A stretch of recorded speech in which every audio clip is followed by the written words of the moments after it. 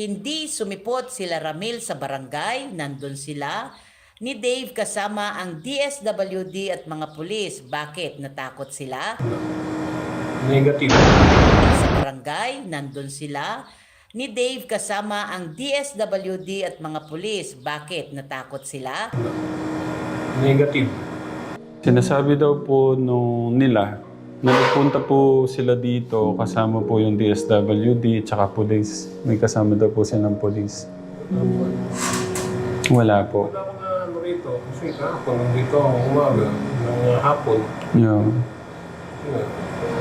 Mm. Wala. Negative. Wala.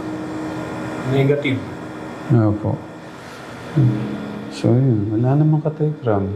Ano sinasabi ni Tita din? Barangay naman nagsusunod. Dito po yung usapin eh. Tsaka dito po kasi alam po nilang taga dito po. Kami. Oo, wala. Oo. Kung sa Candaba man, itatawag po yun dito. Ang tawag dito yan, siyempre kung may problema. Oo. Wala nag-ano lang. Magawa lang ng Oo. mga sinabi lang. Ano. Ba't sabihin ko para malaman ng lahat, hindi sumipot sila Ramil sa barangay, nandun sila. Ni Dave kasama ang DSWD at mga pulis. Bakit? Natakot sila?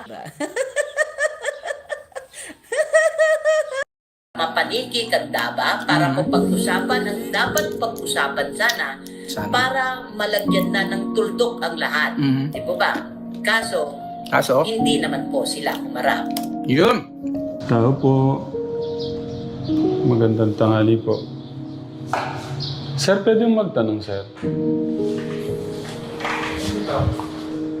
Kahapon daw po, kasi may nagsabi daw po na may naghahanap po sa amin kahapon. Dito? Opo. Na DSWD, tsaka okay lang po may camera. Okay lang. Pasok ka. Yan. Nagkaroon ako kasi problema doon sa anak ko eh. Kaya sinasabi daw po nung nila na nagpunta po sila dito kasama po yung DSWD tsaka police. May kasama daw po silang police. Wala po. Wala ko na ano rito. Kasi kahapon nandito ako umaga ng hapon. Yeah. Wala. Mm. Wala. Negative. Yeah po. So yun, wala namang katekram. Ano sinasabi ni Tita Daisy na? Barangay naman nagsusunod. Dito po yung usapin eh. Tsaka dito po kasi alam po nilang taga dito po. Kami. Oo, wala. Oo. Kung sa Candaba man, itatawag po yun dito. Ang tawag dito yan, siyempre kung may problema. Oo. Wala nag-ano lang. Magawa lang ng Oo. mga sinabi lang. Ano. Hmm.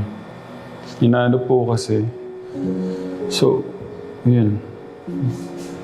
Ano kaya sinasabi ni Tita Day? Kailangan pa nilang magpasinungaling ng gano'n.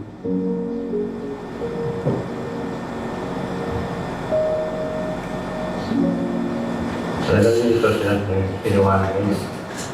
Kasi nandito tayo sa barangay. Oo. Ano raw ang sabi? Bakit nagpunta rito? Ano nga po? Ang haba ko kasi ng kwento, sir eh. Yung, naalala niyo po yung ano, yung, hindi ko po alam kung kilala niyo po yung adopted namin. Medyo na Narinig niyo po. ano ako sa ano mo, sa ano yun. Napapanood niyo? Medyo slight lang, kaya hindi ko masyado. Opo. Hindi ko po. Yung babae, yung sinasabi nagpunta rito. Opo, na Si pangalan mo. yung isa ho sa mga umano sa kanya. Kumuha. Opo. Actually, wala po siya dito eh. Parang kasamahan po nung mga kasama po niyang nagpunta ho dito. Tawagan ko rin yun. Nung nag-lunch ako, may dumating ako. Yeah.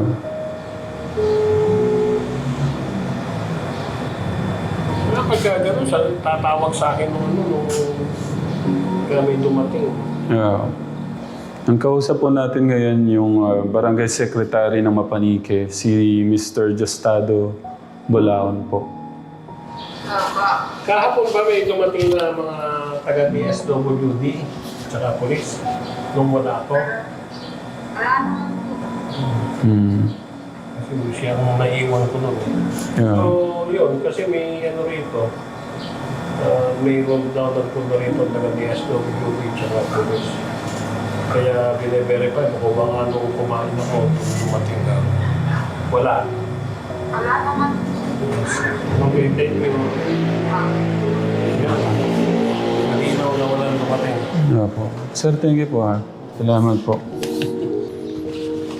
Anong pinapalabas ni Tita Teka? Anong gusto nilang palabasin?